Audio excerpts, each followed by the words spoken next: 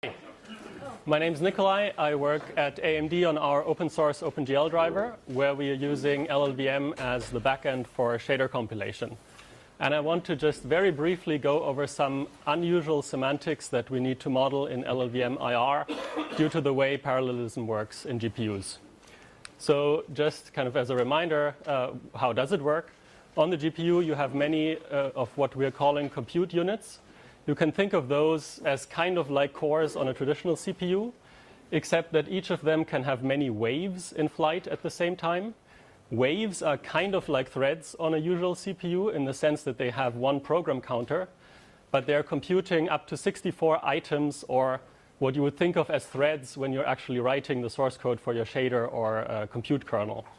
So in hardware, you actually have scalar registers with one item per wave, one value per wave, and vector registers with one value per item.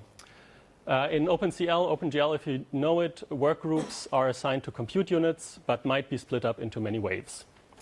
So what are some of the examples that I want to mention? There are barrier instructions or calls. There are screen space derivatives and pixel shaders, and the fact that texture lookups use descriptors that are stored in scalar registers. The barrier instruction is a very simple instruction that says, please wait for all other waves in the same workgroup to reach the same barrier instruction in the program. So if you go from the left code snippet to the right one, it looks like it would usually be an OK transform, but it isn't, because one wave might go down the true path while another goes down the false path, and then they're indefinitely stuck waiting for each other. So we need to tell LLVM not to do this or similar types of transforms, and we can do that by saying that the barrier intrinsic is a convergent function. The convergent function attribute has a formal definition. The key part is cited here. You can meditate on it, but basically it does exactly what we need. The second example are screen space derivatives. So the typical use case for those would be when you're sampling a texture in a pixel shader, you want to take the derivative of your texture coordinates to be able to select the level of detail at which you're sampling the texture.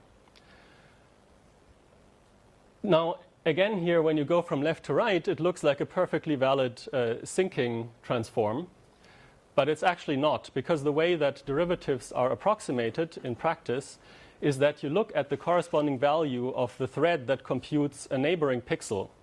Now, if the neighboring pixel happens to not go down the true path, it doesn't compute the coordinate in the right fragment, and you're getting an undefined value. So we need to teach LLVM not to do this kind of transform, and we can actually also do this by marking the texture intrinsic as a convergent function. So these two examples, they're covered in LLVM today. The last example that I want to mention is one where we're still having a gap. Again, look at the top two code examples, left and right. They look like they should be kind of equivalent, assuming that there is no nasty side effects in the texture intrinsic.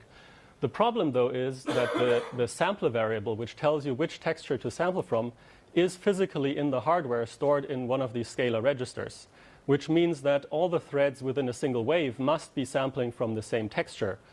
And the code fragment on the right is therefore bad if the condition is not the same for all these threads. So again, the transform from left to right is one that we must forbid, and actually one that LLVM does today, at least with tail syncing in Simplify CFG. It gets worse if you look at the bottom example from left to right, which looks like it should be trivially equivalent, but it's not, because maybe if condition is true, then sampler is sampler 0, and if condition is false, then sampler is sampler 1, and then the code fragment on the left works with the hardware, but the one on the right has the same problem, where suddenly the sampler is not the same across all threads of a wave, and you get some kind of undefined result. Okay, so as I said, this is something where we still need to figure out how to solve it. How are we going to do this? Well, since in the texturing example, the sampler parameter is affected, but of course the texture coordinate parameter is not affected, this is really something that wants to be modeled as a function parameter attribute.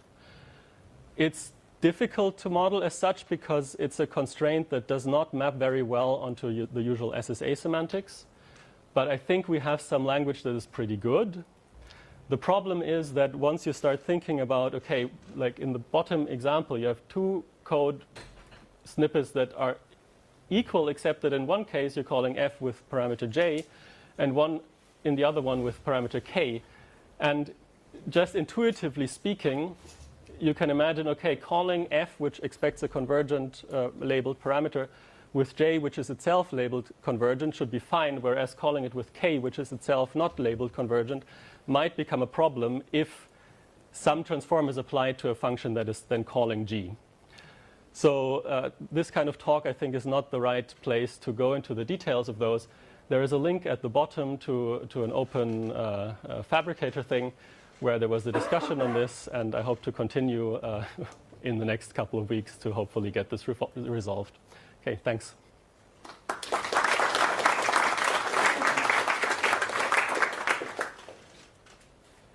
And I guess we have some time for questions. Yeah. I do have a question, but it's to do with the how the reviews go. I mean, OpenCL is quite prominent in LLVM, and I'm surprised you finding, you tripping in so many things. I mean, this should be pretty straightforward for the OpenCL people. So, are you finding that they are resisting, or? So the question is, this should be pretty a common thing in OpenCL. So how does the review go? I don't find resistance on that end. So one thing to mention is that texturing in OpenCL is maybe not that common. And even in OpenGL, it took us a long time until we ran into a case where this was a problem. Okay. Yeah, because usually you don't have code where the optimizer then breaks things. The issue is really more with, it's a constraint that does not map at all well onto SSA, because you have this intermixture of control and data flow, and we're trying to get it right. And I had to put it. Label everything. Exactly. We don't want to force global value numbering, for example, to have to deal with this, and that makes it challenging. And then I had to put it on the back burner for some time. But yeah. Yeah. Okay.